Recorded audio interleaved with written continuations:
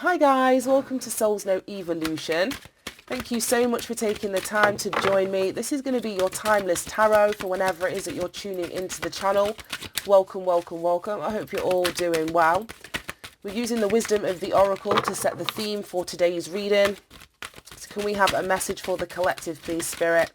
These are general readings for the collective. It's not going to be everyone's story every day, so please only take what resonates with you and leave the rest. Oh, right, soulmate, unfinished symphony. Right, the whole deck's upside down. Right, that makes sense. So let's spin these around. We have soulmate and unfinished symphony. And it's so funny. I wanted to change the deck completely because we've had really similar energy coming out round and fucking round. Yeah, really similar and similar, bloody hell, energy coming out in the last couple of readings. Speaking about somebody running away from responsibility, leaving a feminine energy, whether male or female, on their own with the responsibility of the family or the raising of the family. I don't know, but it felt as though you were being encouraged to kind of put an end, round and round, unfinished symphony. So yeah, put an end to this unfinished symphony. So this very well could be speaking about a soulmate, and a romantic connection, a partnership of the past. I say that you can't seem to get out of some sort of karmic pattern or cycle with, that's just always resulting in some kind of unfinished business. And I feel like the reason that this symphony is unfinished is because one party in this refuses to take responsibility or acknowledge something that they have done. Yes, one of the parties refuses to bring this to an end, basically. It could be you that's happy to keep going round and round. It could be somebody else that's refusing to change or refusing to accept that something is over. Refusing to transform. I don't know, but that's what I'm getting. Right, show me this energy, soulmate and unfinished symphony and round and round. Why is this energy here? I'm sick of reading this shit. I am. Like, oh, for God's sake. But it is what it is. 8 of Cups. That's that moving away. Understanding that you've invested in something that isn't getting you what you want. It's just going round and round in circles. Or this 8 of Cups energy very well could be, like I say, you leaving and then going round and round and coming back and you creating this unfinished symphony, or somebody else leaving, but that doesn't actually leave. Because the 8, any 8 card is kind of ruled by the infinity symbol, which is that constant round and round. So this leaving may be, like I say, a pattern that happens within this relationship where somebody leaves and somebody cycles back, or you leave because you know that your needs are not getting met in this situation, but for some reason it's like you can't let this situation, this soulmate, oh my goodness, or this person go. Right, we're not taking all of those. Let's get some more messages. Right, show me this 8 of Cups, soulmate, unfinished symphony. 6 of Cups, yeah. Soulmate connection from the past. You two may have known each other for a long time. Or this round and round, this unfinished symphony, like I say, is a cycle. Either that you learn, I don't want to blame everything on fucking childhood. But if your current or most recent relationship situation had patterns of your parents or parental figures, relationships, I just see something nodding to the past here, whether this relationship person, this soulmate person is from your past, or we're going back to childhood, where you may have seen this dynamic of leaving and coming back and never fully closing something out, another person never fully taking responsibility or allowing themselves to transform, therefore the relationship situation to transform may have been something that you witnessed, which is why you kind of are in this cycle. I just see a lot of cycle shit. Right, show me Queen of Cups, 4 of Swords. Oh, yeah. I just feel as though you love this person. This person loves you. Queen of Cups is very, very emotional energy. It's Cancerian energy. So 4th house, family, roots.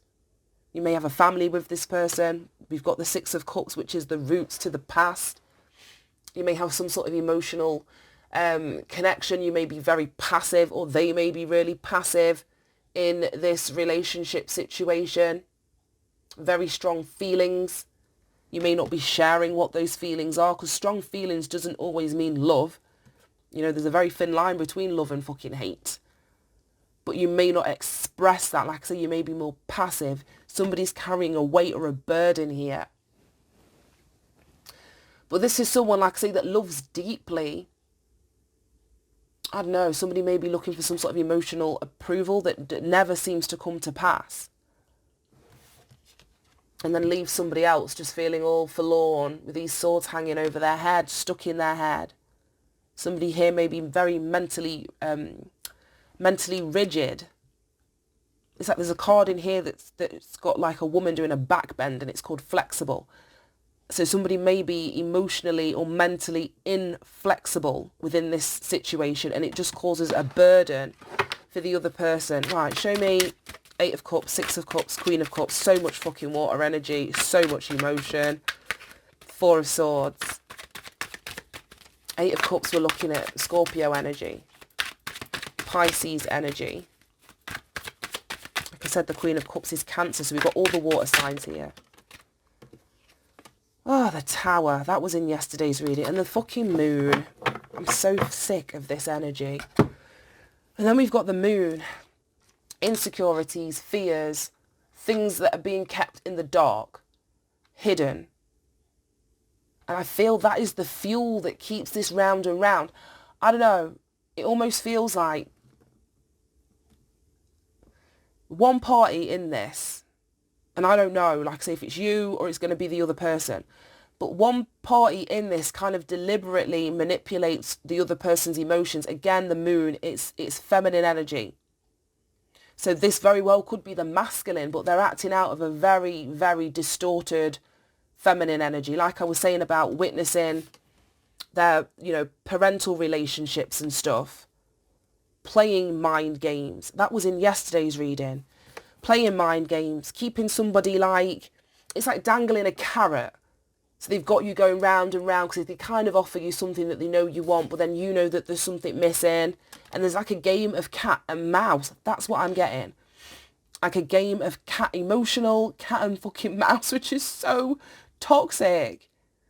And it's so important to recognize your worth and your value, to understand or have a definition about what love really is. Because if you haven't seen healthy manifestations of love, you can get very hooked into this kind of dynamic. Like I say, there's that dangling the carrot, if you know what I mean, that keeps you there, that keeps you present, that keeps you emotionally kind of connected to another person in that way. But they're never going to give you what it is that you want, because that's the game ends from their perspective.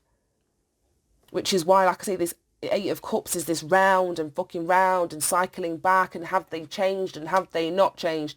This person's never going to change. Never going to change. Unfinished symphony. I just feel that they come in with the violin and the sob story and then go straight back to the bullshit. But we've got the Tower. Some sort of external change. I feel as though the universe is wanting an end to be put to this. This cannot be. If this is describing the essence of a relationship, partner or person that you're connected to, you cannot build a foundation for anything on that. Not a stable one, not a solid one, not one that is going to weather the test of time. So I just feel as though this is coming down if this has been built on something that wasn't built to last. It speaks of change, it speaks of disruption, it speaks of things changing quickly. But it's, like I say, it's just a karmic cycle, and that needs to change. There needs to be an understanding, a lesson learnt here. Having trust and faith in the things that you can't see. So when you walk away, it's being strong enough to continue to move forward and not cycle back, not allow them to sort of have you on like almost fishing, you know, and pulling your rope so that they can reel you back in. And there may be some sort of external change that happens that really puts an end to this unfinished symphony and to this round and round. Right, any more messages, please? Okay, I think that's the root chakra. Oh no, the crown chakra. Yeah, this is this. Crown chakra, change in perspective, connection to universal energy, spirituality, higher consciousness. Like I was saying, there needs to be a flexibility here, but it's a flexibility of mind, whereas I think somebody's holding a very rigid thought pattern or thought process.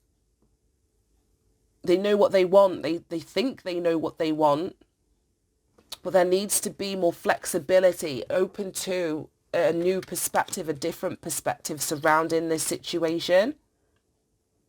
Card number 7, this reduces down to a 7. Having trust and faith in things that you can't see. Now what's missing from in between here, the 8 and the 6, is the 7 of Cups. And the 7 of Cups is options. Having more than one thing available to you. If you've committed to this person before they're even giving you what it is that you want, they're never going to give you what you want. You need to have available options. You need to see what else is out there. Yeah. What's this? Balance. Card number 11, justice. Right, wrong, truth, clarity, honesty. There may need to be an honest conversation that you have. And I'm going to say with yourself, I don't even feel that this is an honest conversation that you need to have with somebody else. Because ultimately this round and round and unfinished symphony is something internal that's manifesting in your relationships. Both sides of this. There needs to be some internal stuff that's happening here that's going to really bring about this change. Or restore the balance back into yourself. Oh my gosh. Back into yourself. Right. Any final messages? Show me soulmates. Ooh. And unfinished symphony. I think that's it for today. I'm like, I'm not doing another reading today. Any more messages for the collective? Oh, those ones want to stay on my arm. That was random. Reminds me of anxiety. Yeah. So it reminds me of waitressing. I used to balance like all the plates on my arm. Community, adjacent possibilities.